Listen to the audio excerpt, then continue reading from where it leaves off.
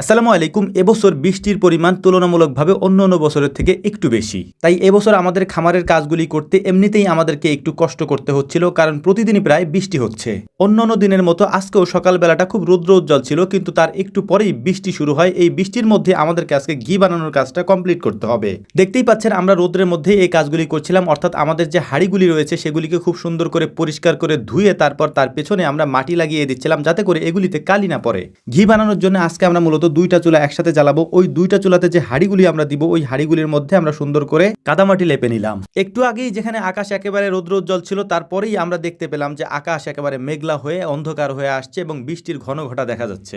এজন্য মূলত আমরা আগে থেকে একটা প্ল্যান করে রেখেছিলাম, একটা ত্রিপল আমরা এখানে রেখে দিয়েছিলাম, যাতে করে বৃষ্টি আসার আগেই সেটাকে দিয়ে আমরা এখান থেকে বৃষ্টিটাকে ঠেকাতে পারি, অর্থাৎ আমাদের এই কাজের জায়গাটা যেন নষ্ট না হয়। ত্রিপলটা টানিয়ে দেওয়ার পরে সুন্দর করে পাত্রগুলিকে আবারও আমরা মুছে নিলাম এবং মুছে নেওয়ার পরে এটার মধ্যে আমরা এখন ক্রিম দিয়ে দিব। ক্রিমগুলিকে আমরা এক জায়গায় নিয়ে এসেছি এবং এখান থেকে নিয়ে আমরা ওই পাত্রের মধ্যে ঢেলে দেবো ইনশাআল্লাহ। এরই মধ্যে গুড়ি গুড়ি বৃষ্টি শুরু হয়েছে, পরিপূর্ণভাবে বৃষ্টি এখনো নামা শুরু করেনি। আমরা আমাদের জালটা জ্বালিয়ে দিচ্ছিলাম চুলার মধ্যে। জালটা সুন্দর করে জ্বালিয়ে দেওয়ার পর ক্রিমগুলিকে আমরা ঢেলে দিব আমাদের এই পাত্রগুলির মধ্যে। যদিও জাল খুব সহজে জ্বলতেছিল না, কারণ মাটিটা একটু ভেজা, যে কারণে আমাদের একটু কষ্ট হচ্ছিল জাল জ্বালাতে। আলহামদুলিল্লাহ, জাল জ্বালানোর পরে আমাদের এখন মূল কাজ হচ্ছে এই ক্রিমগুলিকে এই পাত্রগুলির মধ্যে দিয়ে দেওয়া এবং আমাদের পূর্ণাঙ্গ কাজটা শুরু করা, অর্থাৎ ঘি বানানোর যে মূল প্রসেস সেটা শুরু করা। ঘি বানানোটা একটু কঠিন কাজ, এটা আমি আপনাদেরকে এর আগের কয়েকটা ভিডিওতেও দেখিয়েছি যে এটা বানাতে অনেক বেশি কষ্ট আমাদেরকে করতে হয়। এর পাশাপাশি অনেকে আমাদেরকে প্রশ্ন করেন যে ভাই ক্রিমটা কিভাবে তৈরি করেন। এই প্রশ্নের উত্তর আমরা কয়েকবার দিয়েছি এবং গতকালকেও আমরা পরিপূর্ণভাবে এটা দেখিয়েছি মেশিন থেকে কিভাবে ক্রিমটাকে আলাদা করা হয়, অর্থাৎ ক্রিম সেপারেশন মেশিন দিয়ে এই ক্রিমটা দুধ থেকে কিভাবে আলাদা হয়। তো আমরা আমাদের ঘি বানানোর কাজটাকে সুন্দরভাবেই করছিলাম, কিন্তু এর মধ্যেই প্রচুর পরিমাণে বৃষ্টি শুরু হয়। এই বৃষ্টি শুরু হলেও তেমন আমাদের কোনো ক্ষতি হবে না, কারণ আমরা আগে থেকে ত্রিপল দিয়ে জায়গাটাকে ঘিরে রেখেছি।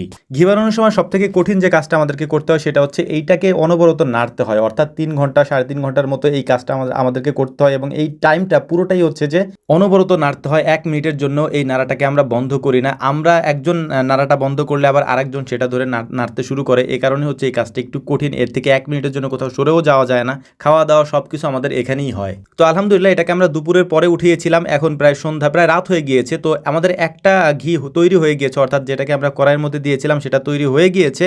আমরা যেহেতু দুইটা পাত্রে দিয়েছিলাম তাই আমাদের সময় একটু বেশি লাগতেছে। এর পাশাপাশি হচ্ছে যে আমাদের কষ্ট একটু বেশি হচ্ছে। যদিও আমাদের যদি বড় একটা তাফাল বা হচ্ছে যে যেটাকে আমরা খোলা বলি, এই খোলার মধ্যে যদি আমরা এটাকে বানাতাম তাহলে হয়তো এত কষ্ট হতো না। ইনশাআল্লাহ সামনে আমরা সেটাই করব, কারণ এটার মধ্যে যদি বানাতে যাই আমাদের সময়ও বেশি লাগে, এর পাশাপাশি আমাদের কষ্টও বেশি হয়। এটা থেকে লাঘব পাওয়ার জন্য একটা তাফাল বা হচ্ছে যে একটা খোলা আমাদেরকে কিনে আনতে হবে, যেটার মধ্যে ঘি আমরা বানাতে পারবো ইনশাআল্লাহ। ঘি আমরা যেদিন বানাই সেদিন আমাদের অন্য সব কাজ বন্ধ থাকে, অর্থাৎ এখানে আমাদেরকে থাকতে হয় সেই পর্যন্ত যেই পর্যন্ত ঘিটা একেবারে পরিপূর্ণভাবে আমরা তৈরি করতে না পারি। আলহামদুলিল্লাহ, একদিন ফিল্টার করার পরেই এটা মোটামুটি একটা দানা তৈরি হয়ে গেছে। যত বেশি দিন যাবে তত এটার দানা আস্তে আস্তে আরো বাড়তে থাকবে। তো যাই হোক, আমাদের জন্য দোয়া করবেন। আসসালামু আলাইকুম ওয়া রাহমাতুল্লাহ।